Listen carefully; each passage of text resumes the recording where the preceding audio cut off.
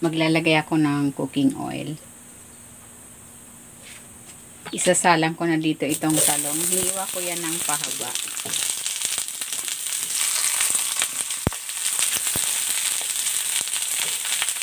Maglalagay ako ng konting asin.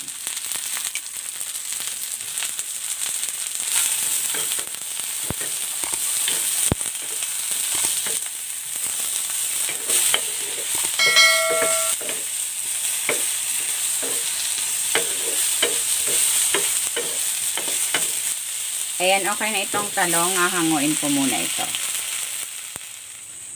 Magigisa na ako ng bawang.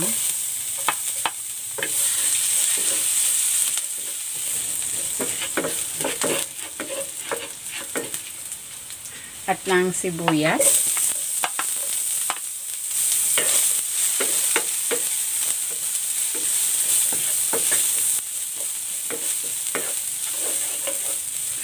Lalagay ko na rin dito yung kamatis.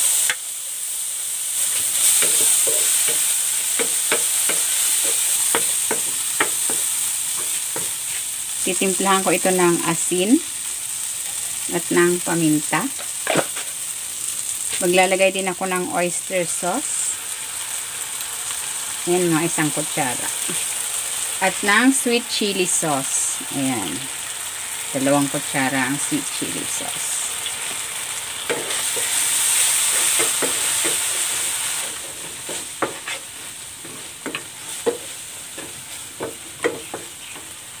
Lagyan natin ng tubig.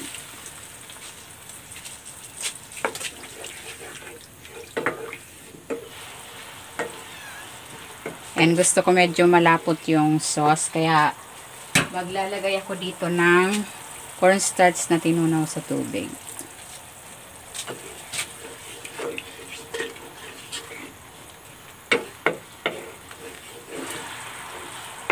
Ayan, okay na itong consistency nitong sauce. Ibabalik ko na dito yung talong.